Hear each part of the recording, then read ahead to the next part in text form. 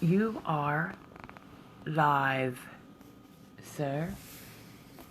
I'm going to turn this light off over here. Good evening and welcome to Torah Entertainment. Sorry, Torah Living. With Cap, clean shaven head, and Tammy, whose head is not cleanly shaven. She has hair. And I used to, my younger days. Much younger day. But we are going to talk about love, relationships, and Torah. What it means to live a relationship in Torah these days, because it is so very different from the way that things used to be, where people were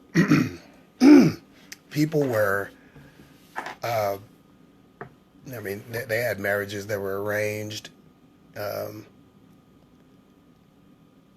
Women were treated a lot differently than they're treated today. You just got a thing on your phone. It says, go live with Tammy. Invite. I'm sitting right here. You don't need to do it. Okay, go ahead. Sorry, I was amused. I apologize. I got way off track there. I'm sorry. Go ahead. No, it's okay. It's all right. I want to start by, I guess, there's a few taboo words that are associated with, and it just really puts a bad taste in your mouth in regards to the structure that Yahuwah has created for a marriage, or the structure that he has created for spirituality in a family. And what I mean by that is that Yahuwah being the head, or above all, Yahusha being the head of the husband, who is the head of the wife, and the wife the children. It is that way and in that structure that we have abused it in ways that, probably were inconceivable back then. One of the key words that I was talking about that leaves a really sour taste in people's mouth: submission. Submission. Sounds like there's a mission and with, another one underneath. But no, it has a completely different meaning. Thanks to the English language. The English language is so, wow.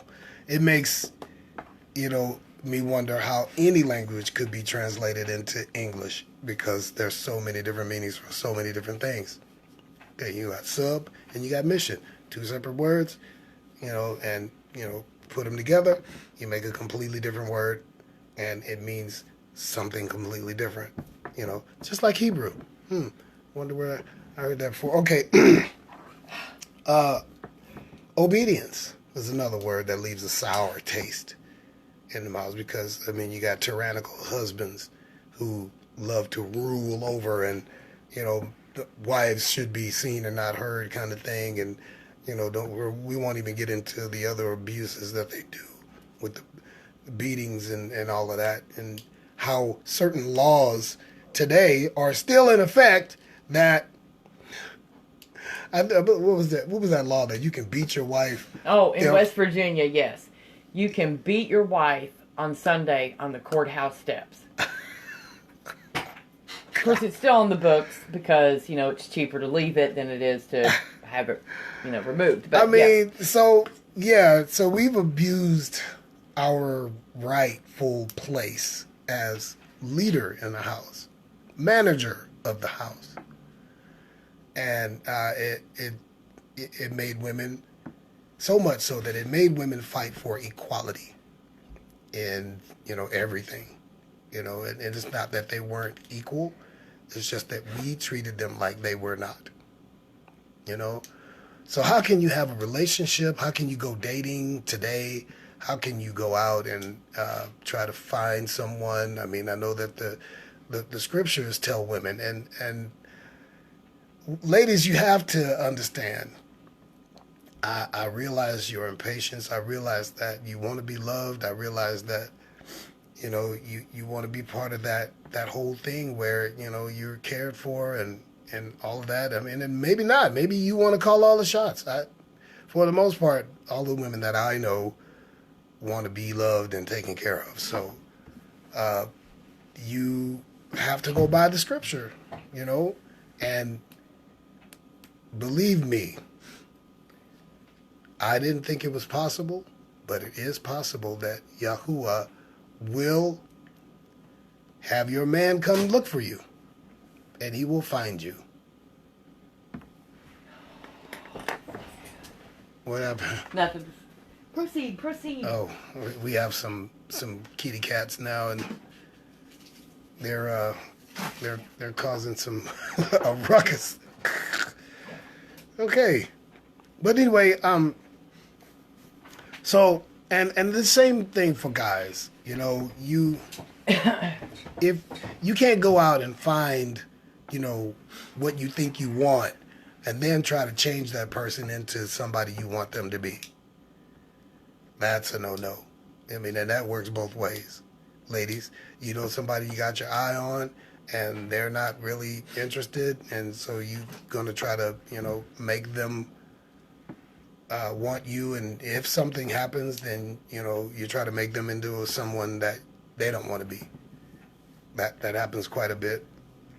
And I want to add something too. You know, I've seen a lot of ladies on Facebook, you know, talking about how they want their perfect man. Oh, yeah. I get that. They're Boaz. Right. But, you know, sometimes they'll describe certain characteristics and certain physical features that they want this perfect for them man to have. Yeah. I'm just going to be blunt and say it. You know, I mean, you cannot expect, you know, certain things if you're not.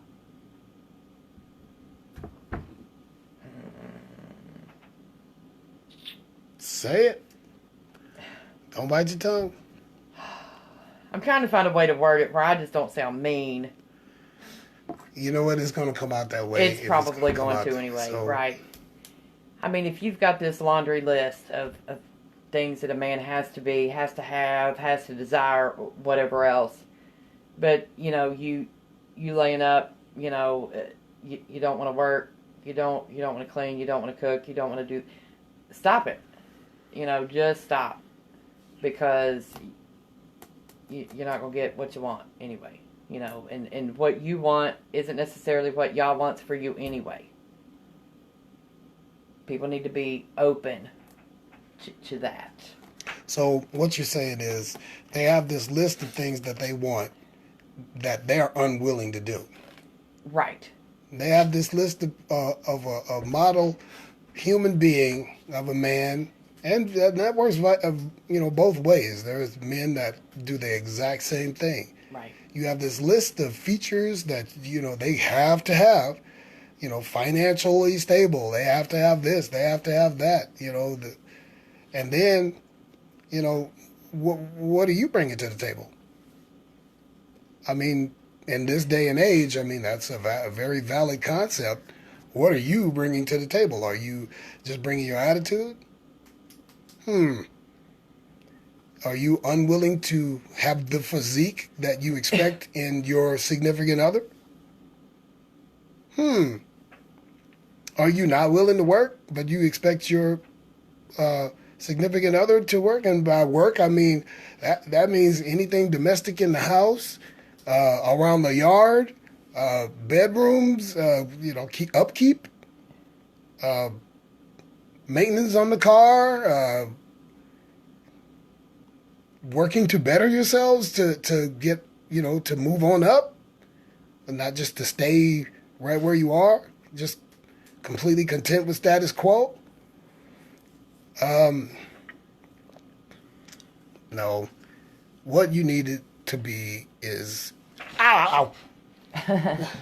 what you need is an equal yoke, equally yoked. That means you have basically the same burdens, the same spirituality, the same physicality, the same everything.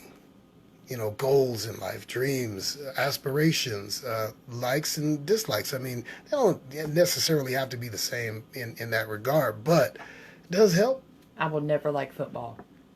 I just wanted to throw that out there. All right, let's see what you like. That I'll never like beans, ever.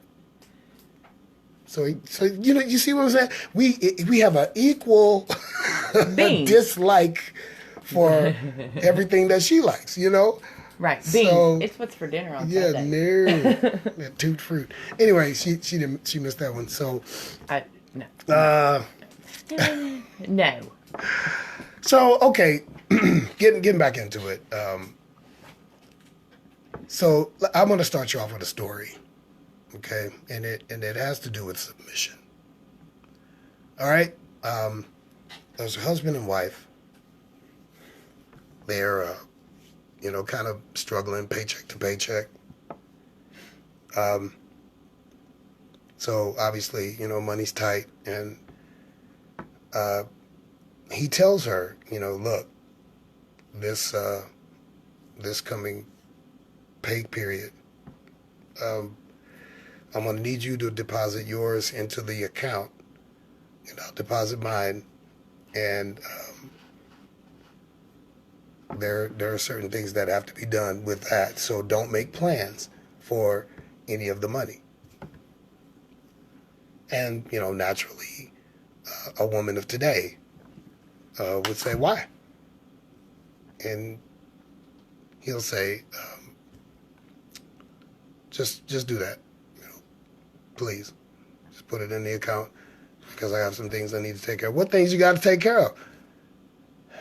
Just trust me, okay? Those things, I mean, so with the woman of today, you know, this would not sit well. She'd be like, unless you can tell me what it is that I'm putting or why, you know, I'm not doing that. He's like, look, I'm going to need you to do this. It is of the utmost importance, and I need you to trust me. So she waits a couple of days, still needling him about it. Payday comes, the money's in the account, and she decides that he's not going to tell me whatever it is that, you know, he's putting the money. I got stuff that I need to do too. So she goes and spends half the money. So when he gets home from work, you know, he was real quiet. I mean, you know, he was real smooth about it. He wasn't mean or you know, overbearing or, you know, just demanding. He just, you know, he asked her politely, you know, to trust him so that he can do his job as leader. So anyway, she comes home with all these, you know, shoes, a new handbag, stuff that she wanted. And she finds him in the chair and he's kind of crying. He's got tears in his eyes, and she was like, well, what's wrong with you? So he brings out these brochures of this vacation that he had saved up for. All this time he was going to surprise her with a vacation, a boat trip, take a cruise to some extravagant place where they would be pretty happy, but now they can't go because there was not a communication breakdown, but a lack of trust and a lack of submission. The structure is thus: Yahuwah is above all. Yahusha, the Messiah, is above the husband. The husband is above his wife. Now, this is not to say that she is less than, but there is a structure and there is a lane that everyone has to stay in. Well, I don't understand why, you know, a man has to be above the woman or anything like that. Well, I mean, put it in this perspective. When you go to a job and you have a manager that's a man, Do you question his authority? When you go to church, and you have a pastor that is above the congregation, do you question his authority? When you do anything, when you go anywhere, I mean, there's always going to be a structure in place where someone is going to have more authority. And in this day and age, I mean, there's women that are in power, in positions of power also. But when it comes to Torah, and when you got it right, it'll work and it'll be perfect. So it's not that your manager is ruler over you, but he manages the people that are under him. When you're in the military, you have people that are over you. Do you question their authority? Why would you do so in your own home? This structure is set up so that it will work every time. And when you buck the system, it will not work. When you go outside of what is set for you, you're kind of on your own. There's no help for you, but you get help when you're within his will. So, well, what does that mean for women who are not married? Well, that means that if you have one, your guardian or your dad would be that person that has authority over you. When you are given, and this is the way that it has been throughout all of time, when you are given to someone in marriage, and you are given by traditionally, your dad. He gives you and transfers his authority to your groom, who is to be your husband. So that authority is given to him, and now he is the one who is your covering. Yahusha is the covering of man, and your husband is your covering. It's not one of them wraps that you put on your head. Your hair, I mean, could be your covering for, just to cover your head. Like a hat. That's it. You cannot, being married, go straight to the Messiah unless you have a husband that is not believing. And that works vice versa. Because in the scripture it says that a wife is saved of her believing husband and vice versa. I'm really losing my voice here. A husband is saved of his believing wife. Not that he's, being tyrannical or doing anything that is, completely, breaking laws and murdering people and all that. Or the abusive ones. I'm not talking about them. Because, we're talking about just regular people who just haven't learned yet. And so you show them the Messiah in what you do. And ultimately they will begin to believe. Even if they don't speak it, they'll walk the walk. And not talk the talk. I mean, that's scriptural. Did you want to say something? No. Do we have any comments? She's been chasing cats and eating chips, throwing stuff at them. Right. I think this guy's name is Stern Kern. Stern Kern. I was watching his videos the other day. It seemed like I clicked on his profile and it said Starn Karn, but I could be totally wrong. I could have dreamed that or something. I don't know. My phone says Stern Kern. Well, we all know. Or Kern Stern. I don't. Stern. Anyway, he put a little football emoji equals no. Football equals no. Right on. I agree. I'm not sure what that means. He said, yo. Yo is in hello or yo, you totally just ruined my name. Oh. I mean, it could be either way. So what does the football equals no mean? It means, remember when I said, I will never like football? Oh. Yeah. Facebook disabled my main account. Uh-oh. Well, they did mine too. It's So, distraction. Yeah. I mean, this is my about fourth account. 999. Man, well, you're going to have some fans and you're going to have some people that are haters. They're going to hate. This is only my second account. So finding love in this day and age is tough enough, without us adding more to it. And if we're trying to do things the Torah way, we're trying to do things His way. That includes relationships. It includes marriage. I mean, it doesn't mean that you all of a sudden, I have the power. You're the master of the universe in your own house. Oh. It doesn't. Oh man.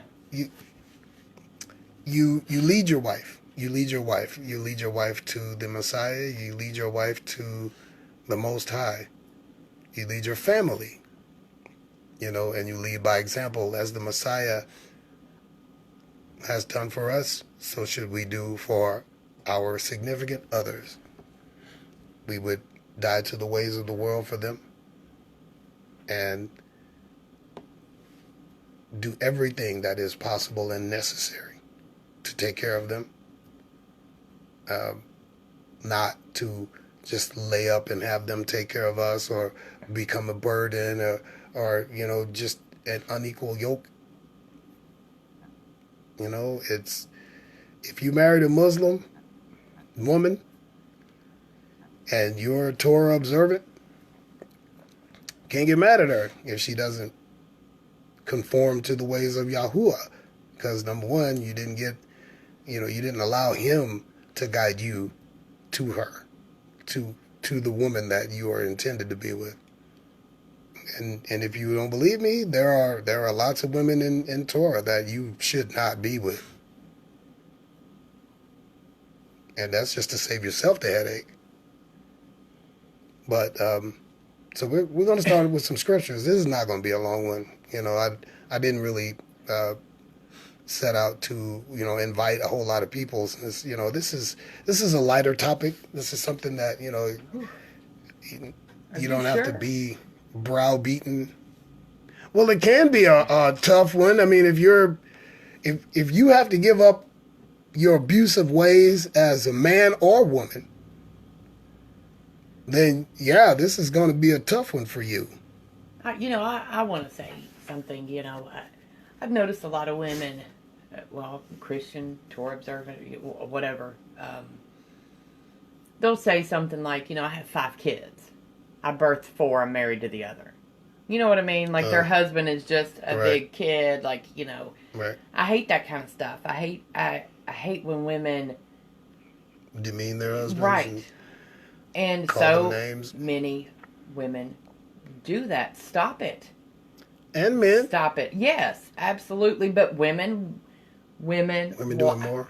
Well, and they act like they don't. Like, well, what I said didn't hurt him. Wrong. What you're doing is just as bad. I agree. I mean, there's lots of other stuff I can get into. I won't, but I can. These are things that, I can't teach you tonight. There's not enough time to go through protocol and etiquette and, how to be classy and, things to say, things not to say. I mean, we can make a class thing of it, We can go by, however long it takes to, begin classes in proper etiquette and how to be with your significant other. But your heart should tell you how to be. Right. If you want to be treated nice, then you have to treat people nice.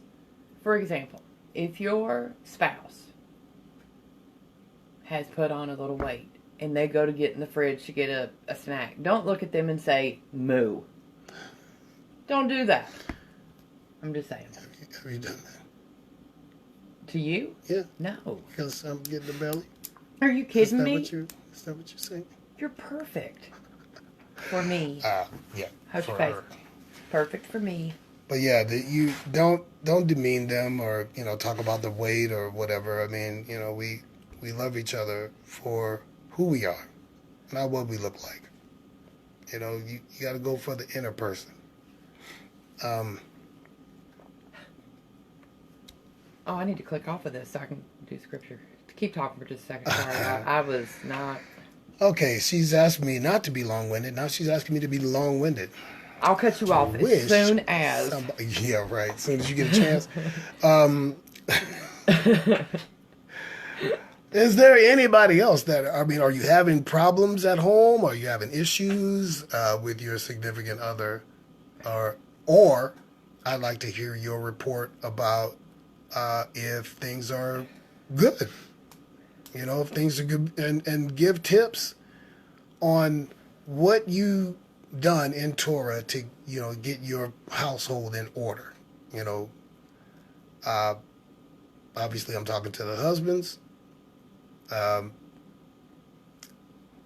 you go about, you know, taking care of the missus, taking care of the family, with Yahusha as your head or your covering.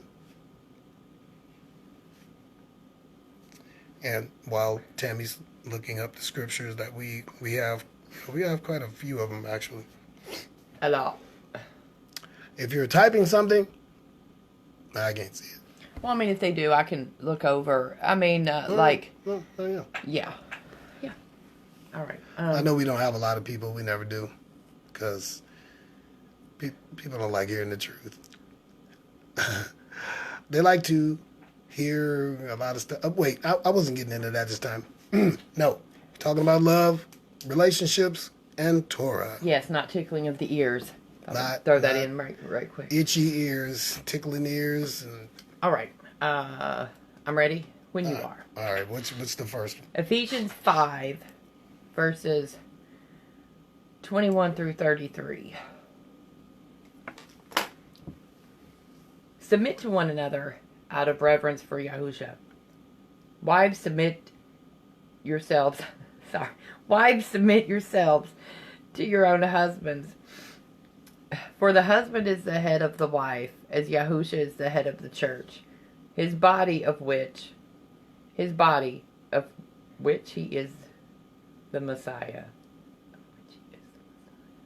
That's worded funny. Now, as the church submits to Yahusha, so also wives should submit to their husbands in everything. Husbands, love your wives, just as Yahusha loved the church and gave himself up for her, to make her holy, cleansing her by the washing with water through the word, and to present her to himself as a radiant church, without stain or wrinkle or any other blemish, but holy and blameless. In this same way, husbands ought to love their wives as their own bodies. He who loves his wife loves himself. After all, no one ever hated their own body, but they feed and care for their body, just as Yahusha does the church. For we are members of his body. For this reason, a man will leave his father and mother and be united to his wife, and the two will become one flesh. This is a profound mystery. But I'm talking about Christ and the church. Sorry, I just said Christ. However, each one of you must also love his wife as he loves himself, and the wife must respect her husband. That's it. I'm sorry. Sometimes the screens are short, you know what I mean? So they don't scroll a whole lot, so I get stuck with words up under the cracks on my screen. Yeah. We got to get you a new phone, too. Sorry. So, I mean, I really don't have anything to add to that.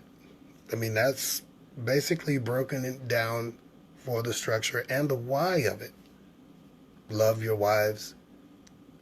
Wives, love your husbands. You know, use the example that was given to you by the Messiah himself. Loving each other. You know, giving up all for each other, forsaking everything. You know, and respecting one another. That'll, I mean, you show your wife some respect. You know, men, I'm talking to you men. You show your wife some respect, and you'll get a lot more out of her than you ever could trying to domineer her, trying to dominate her, trying to, overpower her with physical, in the physical. Mm-hmm. She won't respect you. She may do what you say for a time, but that won't last, because pretty soon she'll get fed up with it and she'll leave you. She'll divorce you because you're not keeping up your end of the covenant. You're not keeping up your end of the spiritual structure, because you're not treating her like you want to be treated. You wouldn't hurt your body. You wouldn't just haul off and deck yourself in the face. So why would you do that to your wife?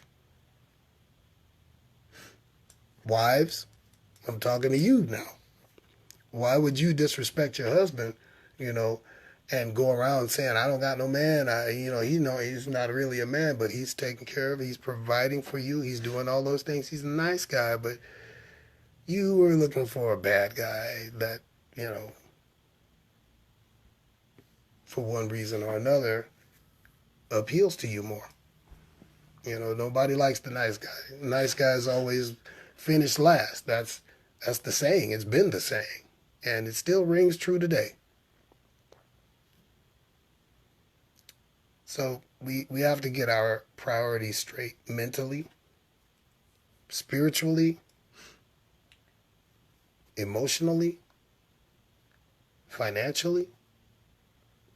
Any of those other Ullie's words? There's a lot of them. So, and that's on both sides. And when we come together, man, will that be awesome. What's the next scripture? Genesis 2, verse 24. Therefore shall a man leave his father and his mother, and shall cleave unto his wife, and they shall be one flesh. This is why a man leaves his father and mother and bonds with his wife, and they become one flesh. Two different versions. I like them both. That's all right. Sounds good. So when you find that one, and hopefully you're not staying with your mom and your daddy when you're doing that. In this day, that back then, you stayed with them forever. They couldn't get rid of, kicking people, empty nesters. There weren't any. You stayed, and even if you left their house, you built your house right next to theirs. So, the farm, the work on the farm would never go without your addition. So when your kids grow up, they'll, make a house next to yours, and so that the hands will all be there, and that's how it was back in the day. But now, but when you find that one, and you go through things that are proper in order to obtain her love, starting with respect, and before you respect her, you have to respect yourself. You have to respect you. You must love you. That sounds, cliche. It sounds bad, but it's also the truth. You have to love yourself. How? That may be rough for a lot of you. You may be going through some stuff. It's which means that love should be the last thing on your mind to try to find. Love does not change you into somebody else that you would love. Just think about that one for a minute. Because it gets pretty deep, and we'll be next 2 weeks talking about this. What's the next one? Matthew 19, verse 6. Then they are no longer two people, but one. And no one should separate what Yah has joined together. So for you people out there who believe that the Messiah and the Most High are one person, what does this say to you? If the Messiah says that my Father and I are one. And then he turns around and says that when you marry, you become one. Have you seen an amalgamated person walking around? You better explain, because there may be some people out there that do not have your expansive vocabulary. Whatever. So, my wife and I are one, yet she can exist in a whole nother chair while I'm over here. So I'm saying that to say that just because he said that my Father and I are one doesn't literally mean that he is one. They are the one and the same. My wife and I are not one and the same, yet we are one. We have become one. Yet, and we can still be two different people. Wow. So, I won't get onto that, but your husbands, when you get with your wives, you become one. So what's the next one? Ephesians 4 verses 2 and 3. Be completely humble and gentle. Be patient, bearing with one another in love. Make every effort to keep the unity of the Spirit through the bond of peace. And how do you do that? Staying within the structure that he has set for you. You can't go wrong. Keeping the Father above all, the Messiah, the husband, the wife, the children. Even though it's in that order, you can put it to the side so that the Father is always first, then the Messiah, then the husband, then the wife, then the children. It doesn't have to be this to where, oh, I'm on the bottom, or he's above me, or if you feel like your pride has been being attacked, you're looking at it the wrong way off the bat. Right. I mean, if you're going to get butt hurt over that, turning it sideways ain't going to help. Well, I mean, I get it that we've basically destroyed it to the point to where it is an undesirable thing to feel like someone is above you in your relationship. Someone is, and it's only, in the spiritual things. It's only in, well, not just the spiritual things, but a man is supposed to manage his home according to Scripture. And, there are a lot of women who, don't have husbands, don't have significant others. This is not meant for you. I mean, you are basically over your home. But keep it for future reference. Yeah. But keep it for future reference and be ready to give the respect where it is due. If your man is taking care of you, give him that respect. Mm-hmm. I mean, and that whole scenario that I gave in the beginning also works vice versa. If, as a husband, your wife comes to you and she says, look, I have a few things that I need to take care of, and I'm going to need you to trust me. I'm not going to go out and, screw off the money. And that level of communication and that trust, it builds a bond that, man, it can't be compared to. There's nothing to which it can be compared. It is an awesome thing. And I know a lot of us have never experienced that until now for me. Me too. I love you. So awesome. I'm saying though, seriously, I am awesome. I love you. Yes, you are. Yes, you do. But yeah, what's that next? 1 Corinthians 13 verses 4 and 5. Love is patient. Love is kind. It does not envy. It does not boast. It is not proud. It does not dishonor others.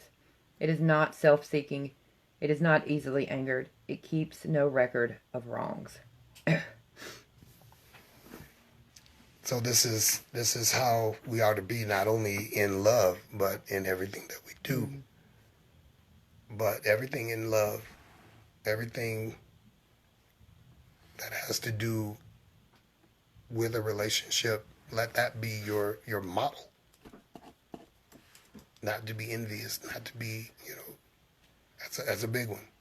Not to be jealous, not to be untrusting, holding things. I mean, if somebody upsets you, you don't add that to the pile of things that tick you off about your significant other. You don't keep any record of it. When it's over and it's settled, it's all gone. That's the guidelines of love. You wouldn't want that, anybody holding stuff over your head that you've done before. I mean, or keeping a tally, a record. So you've done this now, and I'm adding this to the book. So meanwhile, that book is just growing and growing, and it's causing a burden on the relationship. And because while one person's not doing that, or maybe you're both doing it, or maybe just, it can never move forward for the things that have happened in the past. You keep holding each other accountable for something that's already been resolved. Mm. You know what? I'm going to apologize because I've done that to you. With certain things like, oh, well, what about this? What about, Mm-hmm. I'm apologizing to you, Okay. mister. Wow. Can't even deal with you right now. But And I I've you know, done it to you. right. Yeah, you have.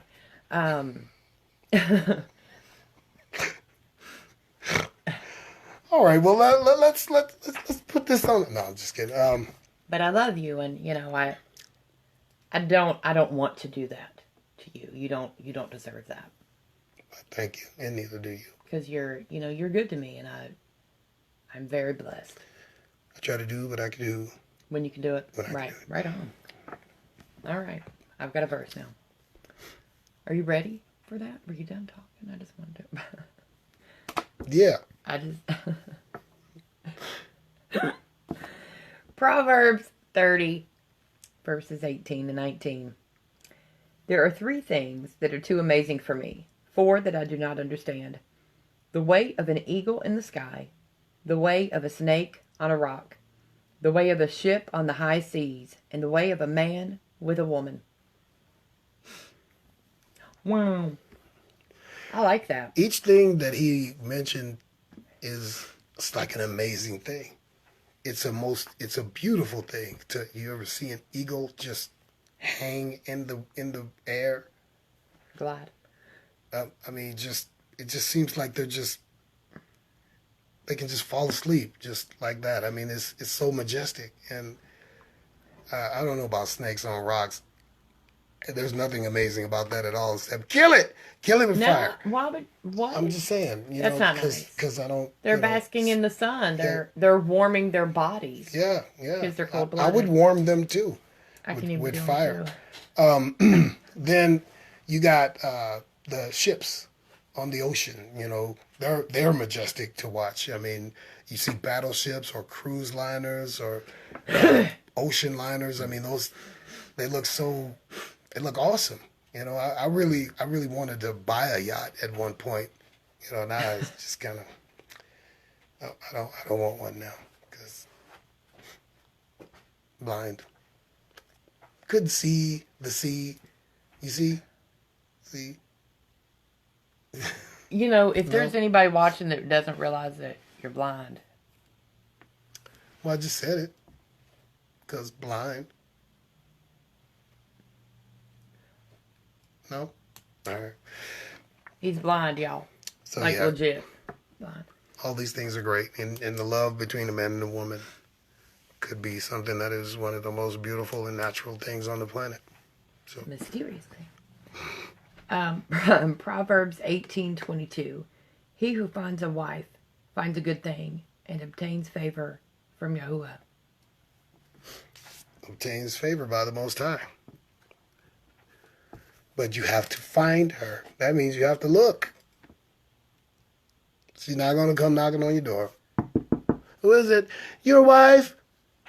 You ain't gonna find her in the titty club. I mean, sorry to be brash, but it's true. You know. You might think that's her, but it's not her. You might want her to be that one, but it may not be. I don't know. I mean, you never know. But you have to look, and trial and error is something. It really is, especially when you're dealing with your desires versus what his desire is for you. So if you are Torah-minded and you're looking, then you will find what you're looking for.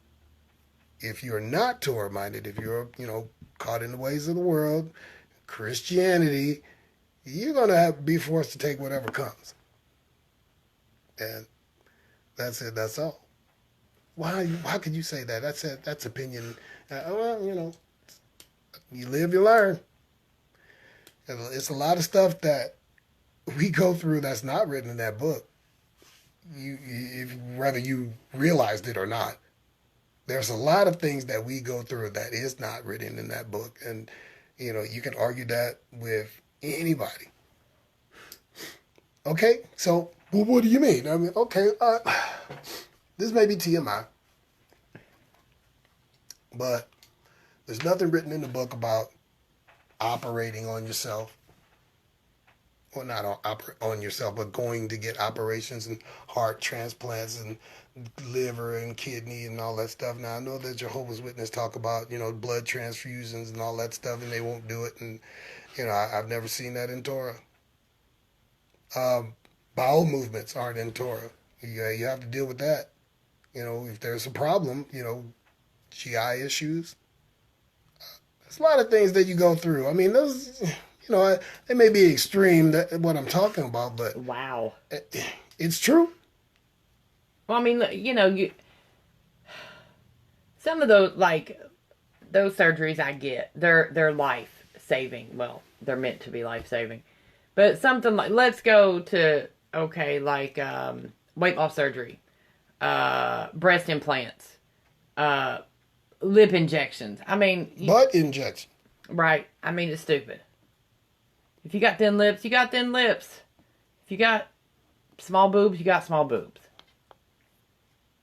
I mean, people need to quit messing with themselves, and they do it because they want attention, and I don't know, whatever. Let me not get into all that because, being real is, Be real. Being real.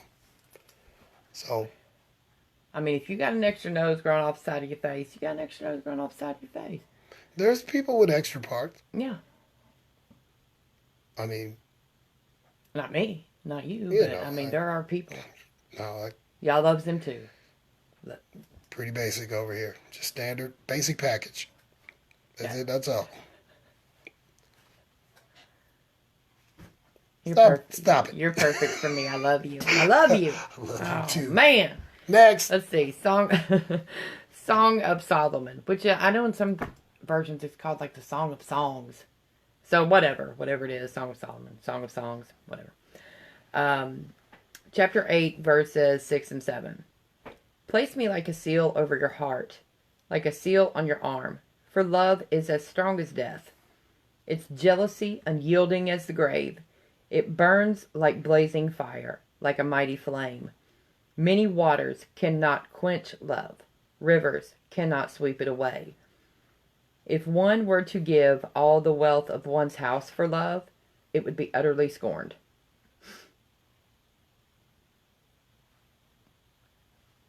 What would be utterly scorned? I don't know. Let me go a little further.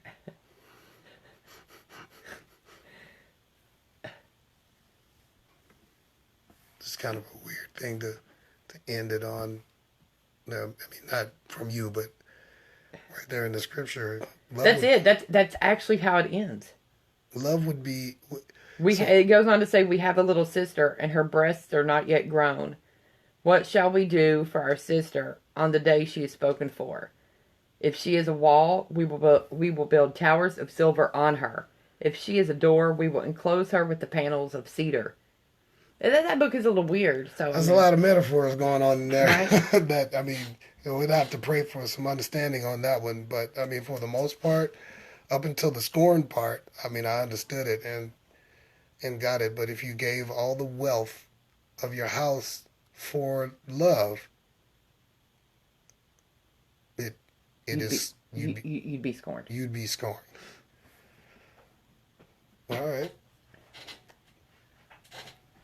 I just clicked out of Google. Dang it. Do we have any comments? I don't probably.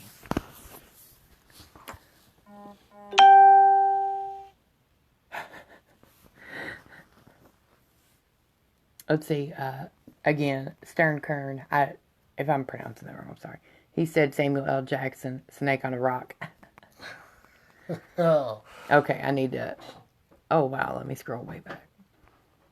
Let's see. April Ramey. Shabbat Shalom, my brother. What you're saying makes a lot of sense to me. I'm glad that you are touching up on this subject on how spouses should treat each other. I think a lot more couples should hear this from you. Indeed. Share this. Mr. Kern said, I'm single, but this is good advice, good future advice. Indeed. All right, Mr. Kern. I mean, one day you're going to wake up and be like, hey, I think I need me a helpmeet. Let's see. Limitations from entertainment, he said. I guess and like within your relationship, I guess. I don't know. There's that magic word. And then he said, cute moment. Haha. Samuel L. Jackson, Snake on a Rock. I'm tired of these Torah-defying snakes on this Monday to Friday plane. No? All right, whatever. Carry on, Samuel. I mean, babe. Right. Hang on, I got to put in a scripture. Crazy cats. But yes, Miss April, thank you for that. I know that, we go through a lot. There's a lot for us to soak in. And right now, we're just covering the basics of Torah. We've been through doing the commandments. We've been through, a whole lot. And now we've come to how to treat each other in the relationships that we have and how to be Torah-minded in them. I met Tammy through Torah. And and I'm kind of mad at myself because I never did that before. But, things happen the way they happen, and they cannot happen any other way. And right now, I am where I need to be, and so is she. So that we can edify one another, and I can feed her with the scripture, and feed her with the word, and with the love of the Messiah. That's what we do. That's what we're expected to do. Indeed. You ready? You ready? 1 Corinthians 7, verse 4. The wife has no power of her own body, but the husband. And likewise also the husband has not power of his own body, but the wife. Ooh, now we're getting into the power struggle. Raise your arms. That's right. I have power over your body. Whatever. So, kidding. Authority. What does that word mean? What does it mean to have authority over someone else's body? Meaning that, am I a possession of a sort? Yeah. Yeah, you are. You belong to her as she belongs to you. How can you be outside yourself if you're not going to be one? If you're going to be one, you can't be individuals. Meaning, if you're one, you both have equal access and equal control over the body. So your body is her body, and her body is your body. You're all in one body. But we're separate. Yeah. So is the Messiah and the Most High. So there's that. I'm going to keep throwing that at you guys. So until you get it, until that little light bulb comes on, or big one, depends on your head, I don't know. Until you get it and understand, what it means to be one, but separate. You're on one accord. You're in one body. You have one mind. You have one goal. You're one in everything that you do. Everything that Tammy does, everything that I do through Tammy. I need a napkin. Excuse me. Everything I do through Tammy, and vice versa. Well, she does a lot less through me because I'm limited in what I can do. But I still do my part. I take care of her and give her the things that, she would need in order to... The kitty's agreeing. Yes. But yeah, and that. You are a wonderful husband. All right, we moving on now? Yep. 1 Corinthians 11, verse 3. But I want you to realize that the head of every man is Yahusha, and the head of the woman is man, and the head of Yahusha is Yahuwah. There's that structure again. It's one that's tough to learn, and it's tough to wrap your mind around, but you can do it if you're seeking his face. Mm-hmm.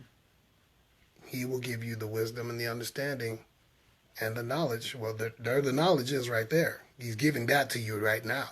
So now you need the wisdom and the understanding so that you can wrap your mind around it and employ it. Put it to work. Those of you who are single, obviously it's not for you. But those of you who are betrothed, intended, affianced, wedded,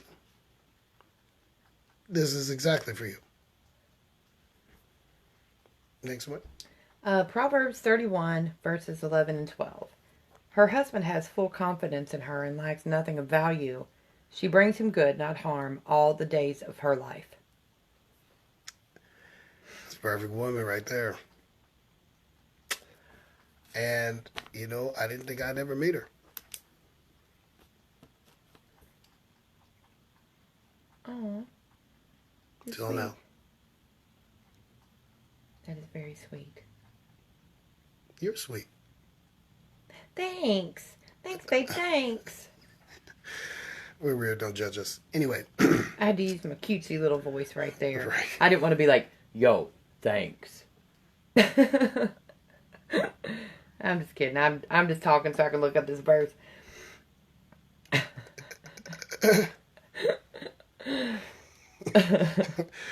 What? No? All right. No, yeah. Proverbs 31, 25 through 27. She is clothed with strength and dignity. She can laugh at the days to come. She speaks with wisdom, and faithful instruction is on her tongue. She watches over the affairs of her household and does not eat the bread of idleness. Meaning, she ain't a lazy woman. Carry your weight. You gotta, I'm not even touching that. You gotta do your part, in the house. Even if it means, if you're working, you come home and you both share the responsibility of domestic, chores. Work it out amongst yourselves, and don't have one person doing more than the other. You're working for and with each other. For, with, and through one another. And your goals should be the same. Yes. You're working towards the same goal, so don't work against each other. That's stupid. Indeed. God. Indeed.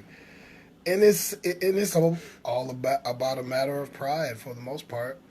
Pride will stop people from doing those things.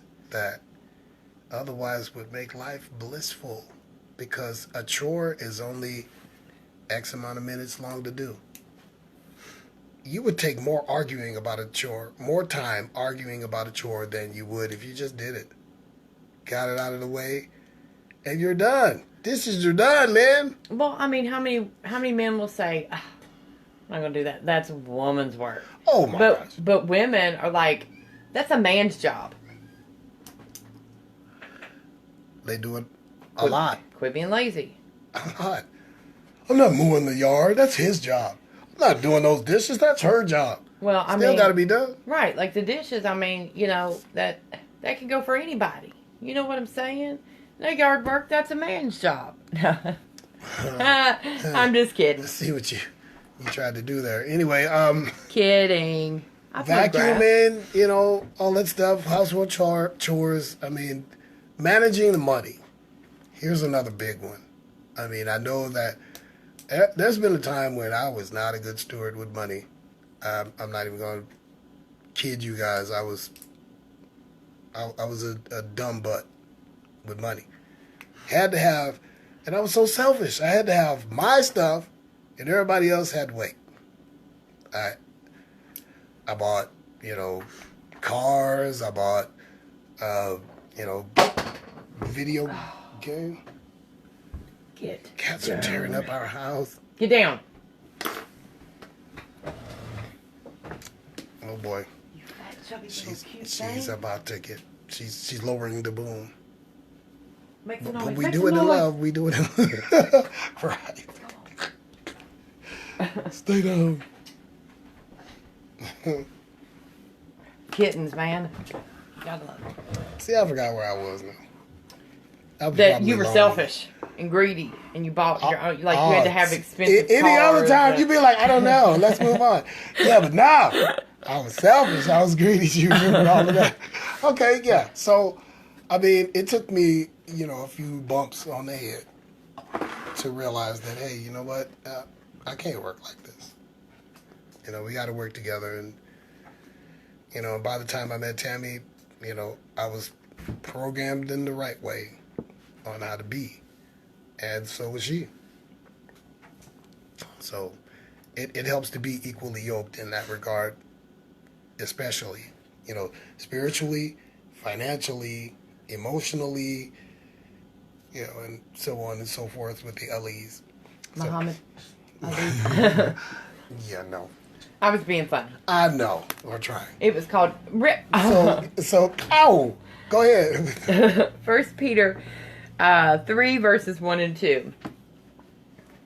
Wives, in the same way, submit yourselves to your own husbands, so that if any of them do not believe the word, they may be won over without words by the behavior of their wives, when they see the purity and reverence of your lives. Submit. I like this wording, though. Submit yourselves to your own husbands. Not your neighbor's husband. Not your hairdresser's husband. Your own. Not your pastor, who may be somebody else's husband. Not the pool dude. Just Oh, saying. definitely not the pool guy. Yeah, don't do that. So submit to, or become under the authority of, and respect your own husband. Yes, indeed. And if you have any questions about any of this, or if you have anything to add to this, because this is not the Cap and Tammy Torah living show, this is all of us. We edify each other. I feel like if we had a TV show, it would say, The Cap and Tammy Show. Sorry. All right. Proverbs 12. Really? I was just being cute. An excellent wife is the crown of her husband, but she who shames him is as rottenness in his bones. I'm not sure if that goes. It kind of seemed like it cut off. Hang on. Does any more need to be said? No, well, no. I thought it did.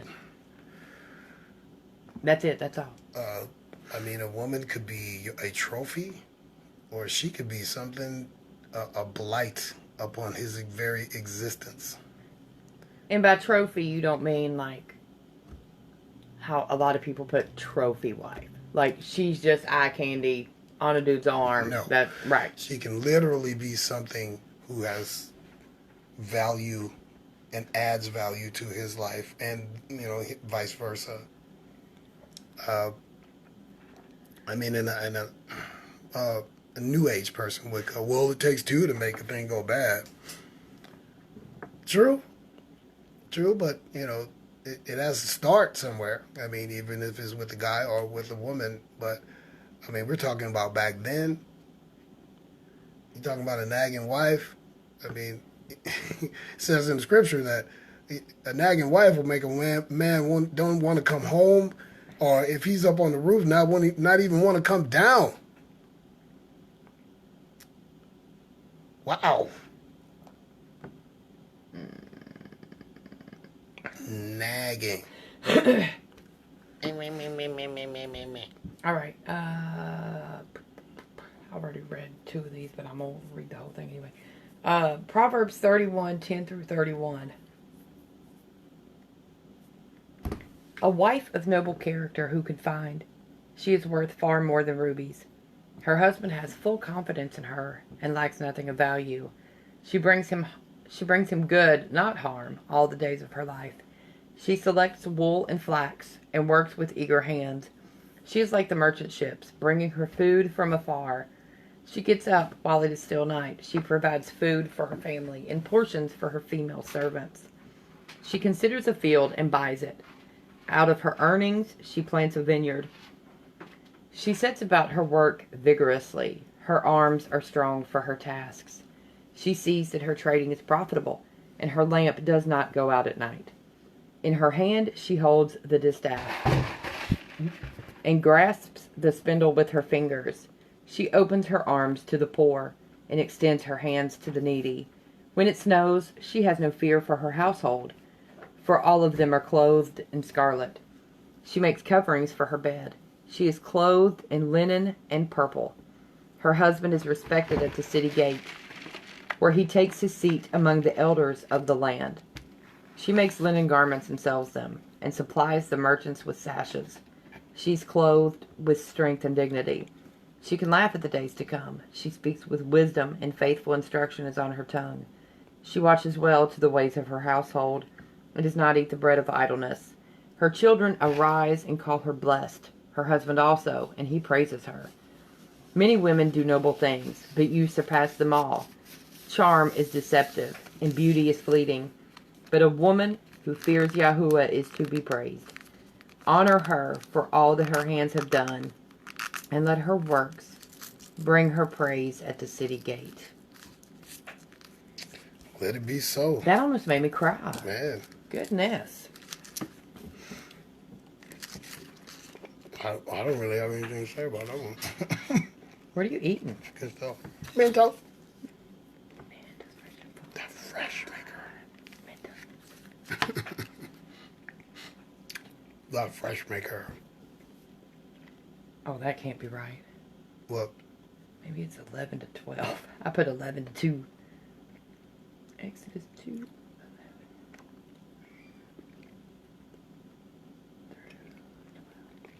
I guess they jumped down. I don't know. The ones in there doing her weirdness. I mean, that's... So what do you guys think of this?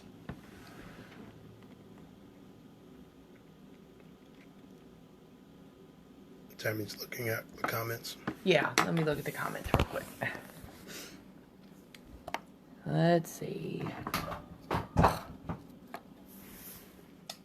Somebody fell. Yeah, she did. Amalgamate, ha ha ha. Right. Dennis Magoya Dawson says, Shabbat Shalom, brother. Shabbat Shalom to you too. Shabbat Shalom. Mr. Kern Hart, and then he said, kitties, need kitties on your show. Cute kitty. Very good scripture.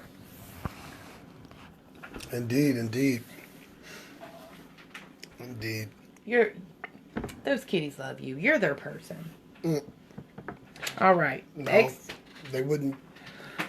They weren't trying to tear up my phone cord.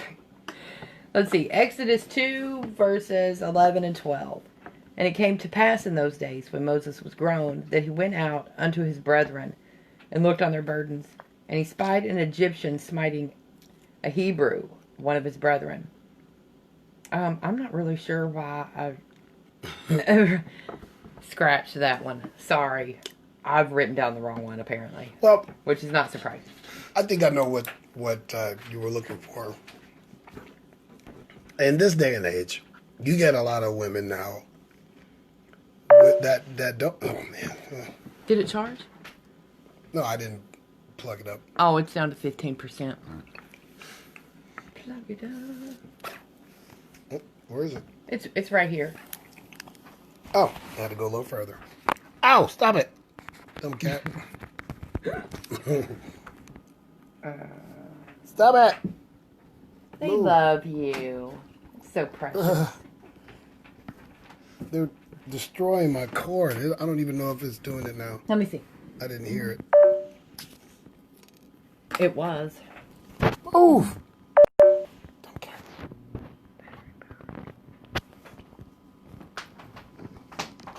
Hang on. Let me take your phone.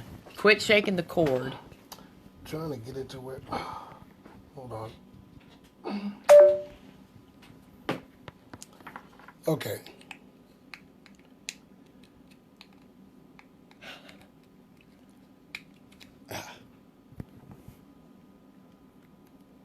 It is charging.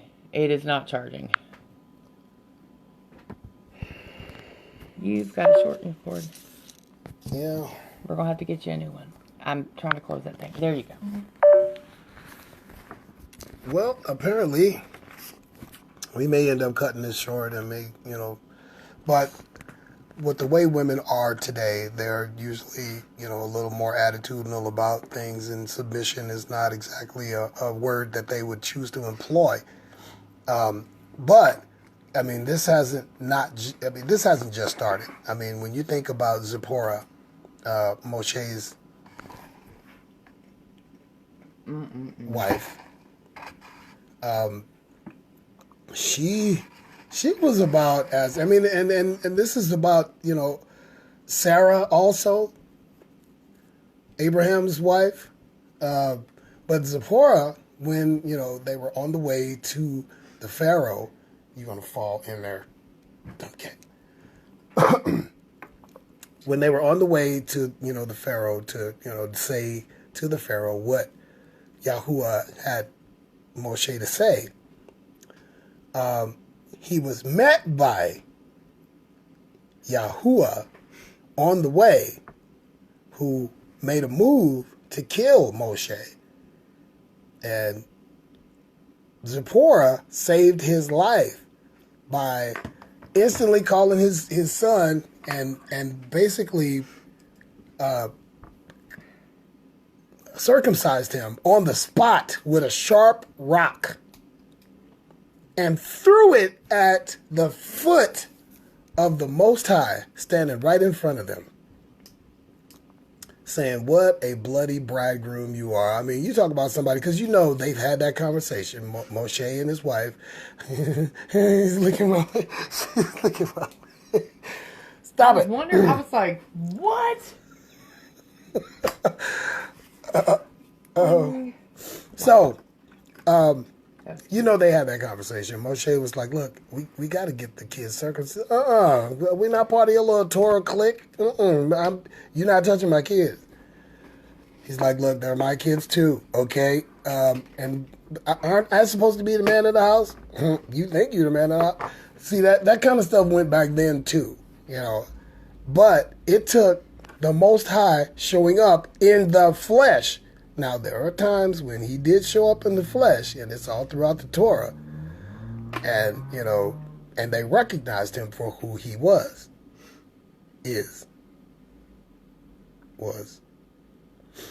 And it was, I don't know if that was a common thing, but, just think if he's shown himself to you now. Will we recognize him? Will we even be on that mental wavelength that they were when he would show up and they would instantly know? Like, look at what Abraham did. When the Most High came in 3 people, it was him, all 3. He invited them in. He knew exactly who they were when they were walking down the way. He called them, come in, you got to bless me. And the Most High told Sarah, look, you're gonna have a baby. She was like, but she knew who he was. But how can you do that to the Most High? Can you? Yeah, right. No. What's happening? I was seeing if your phone was charging. Oh, is it? No. It is not. What about now?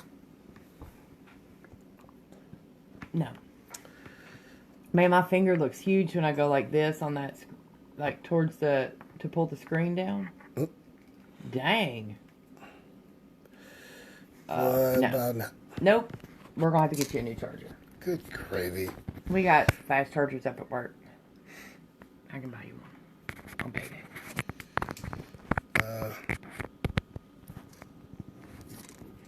No.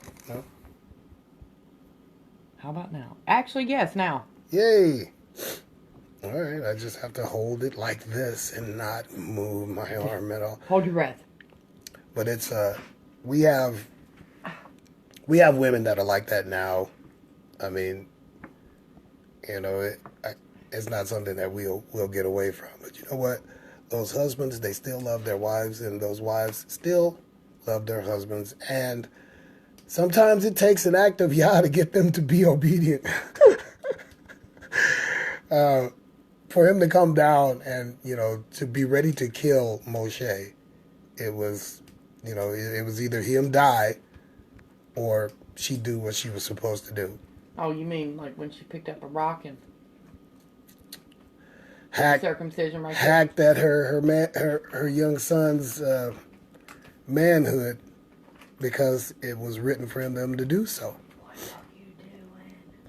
So other than that, what's the other scripture you got? I mean, we're gonna have to make this short. Well, I mean, we're at a good spot right now. Actually, if you want to cut it, because you know how we did like marriage structure, and then like giving in marriage, Abraham and his wife, Moses and his wife, and then the nagging wife. Yep. We covered only like marriage structure. That's so. I mean, there was a lot in that one, so the other ones are all together as much as that one. So we can do this one in 2 parts. Okay. Big finger, yes. It looked huge, didn't it? What? When I stuck my finger, like, going Oh. to pull your... It takes up, like, half the screen. Nice. But, okay, so I guess we'll have to do this in another part next Friday. And, hey, if you guys want to join in, you know, not just to watch me talk, but also to become part of this live so that we could edify one another and, you know, and grow in that way so that it won't just be me and Tammy and it will be you guys as well. I know that there was one who said she wanted to join this Friday, but I didn't. She wasn't on that I saw. Yeah, I didn't get to see her on. Like that, whatever, somebody Lopez, her friend. That, Okay. yeah, I don't remember the friend's name, but anyway. So I mean, it's difficult for me because I'm getting used to this being blind stuff, but I will get it. You know, I'm not gonna just be like, I'm blind. Yeah. No, I'm actually trying to. It's not charging again. So with that being said, I'm going to go ahead and end it and say Shabbat Shalom, everybody, and I hope to see you guys next time when we continue this about love, relationships, and Torah.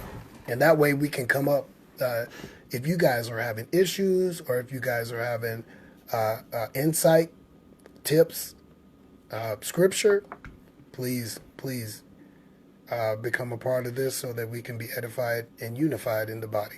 And also let me add, like, if you have scripture that you want to add, but, like, you don't want to be added, like, live or whatever, you can send that to one of us, too. you know, and I'll read it if that's what you want. Because sometimes, you know, like if they comment, sometimes it goes, you know, so far, and I don't see it. Okay, but don't be doing that. Dang, my hair's a mess. What So are is you mine. thinking?